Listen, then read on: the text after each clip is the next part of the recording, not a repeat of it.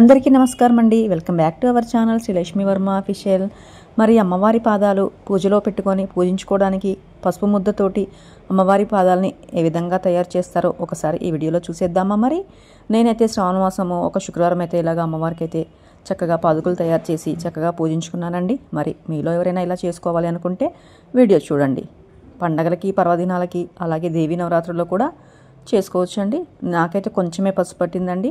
50 గ్రాముల కంటే ఎక్కువ తీసుకోలేదు. నేనైతే కొంచెం నీళ్ళు పోసి ముద్దలుగా పిసికి ఇలాగా 2 పాదాలకి కొంచెం 2 ముద్దలైతే పక్కకు పెట్టుకున్నానండి. మనకి ఎంత సైజు కావాలి పాదాలు అంటే అంత పసుపు పడుతుందండి.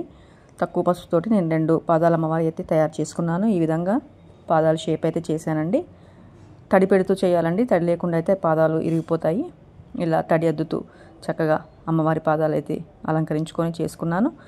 మరి అమ్మవారి మడమలు పట్టీలు పెట్టాను కూడా చేయాలి కదండి. మరో 2 ముద్దలు కూడా పక్కకు పెట్టుకున్నాను ముందే. వాటితోటైతే ఇలాగా చక్కగా అమ్మవారికి పట్టీలు పెట్టడానికి కూడా అమ్మవారి కాలు తయారు చేస్తున్నాను.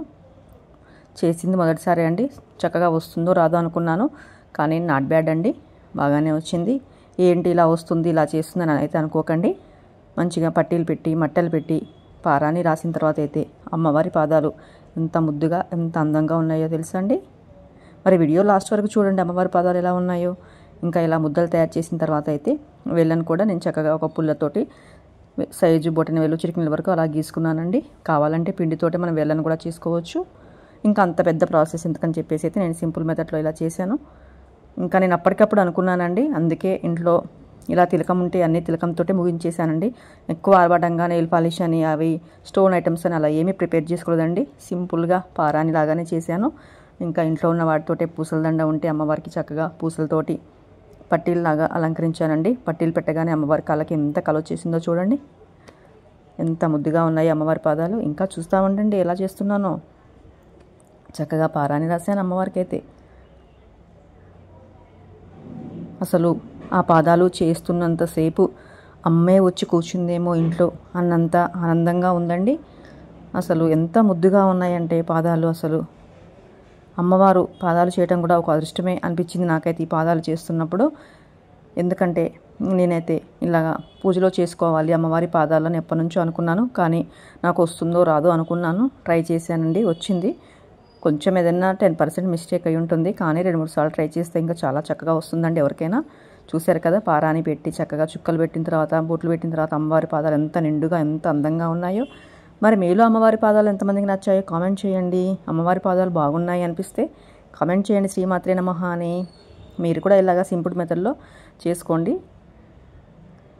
నవరాత్రులకు కానీ మనము ఇంట్లో శుక్రవారాలకు కానీ చేసుకొని ఇలా పూజ చేసుకోవచ్చండి. అసలు ఎంత అదృష్టం ఉండాలండి ఇలాగ అమ్మవారి పాదాలు మన ఇంట్లో ఉండాలి అంటే. నాకైతే చాలా ఆనందంగా అనిపించింది పాదాలు చేస్తున్నప్పుడు. అమ్మ నాకు అంత అదృష్టం ఇచ్చింది, అమ్మవారి పాదాలు చేసి అంత అదృష్టం ఇచ్చింది అని అయితే అనిపించిందండి. మనం ఇంట్లో చేసినా ఎక్కడ చేసినా అమ్మ పాదాలే కదండి. కొన్ని దేవాలయాలు చూస్తే అమ్మవారికి కాళ్ళకే ఉంటాయి కదా పాదాలు. అవి చూసినప్పుడు నాకు అనిపించేది పాదాలు ఎంత ముద్దుగా ఉన్నాయో ఎంత నిండుగా ఉన్నాయో చాలా చక్కగా ఉన్నాయి అనిపించేది. కానీ అలాగా నాకే చెయ్యాలనిపించి ఇంట్లో అయితే నేనైతే ఈ విధంగా తయారు చేశాను. అమ్మవారికి పట్టీలు మట్టెలు అన్నీ పెట్టి. ఇంకా ముందే అనుకుంటే ఏమన్నా స్టోన్ ఐటమ్స్ తెప్పించి డెకరేషన్ చేస్తే బాగుండేది, కానీ కాళ్ళు పాదాలు అంటే పాదాల్లాగానే మంచిగా అందంగా ఉండాలి కదండి. అందుకే నేనైతే సింపుల్గా చేశాను. శ్రీమాత్రే నమః అంటూ అమ్మకి పూజ చేస్తూ చక్కగా పూలు అలంకరించాను. అలాగే అమ్మవారికి పూజ గదిలో పెట్టి అలంకరించాను. పూజ కూడా చేశానండి. చిట్టి పాదాలకి మనకి ఎంత పెద్దగా కావాలనుకుంటే అంత పసుపు తీసుకొని పెద్ద సైజులో కూడా చేసుకోవచ్చండి. కానీ నాకు ఈ మాత్రం సైజు చాలా అనిపించింది. అమ్మవారి చిట్టి పాదాలు చిన్ని పాదాలు మా ఇంట్లో అడుగుపెట్టినందుకు నాకు ఆనందంగా ఉంది. Thank you for watching.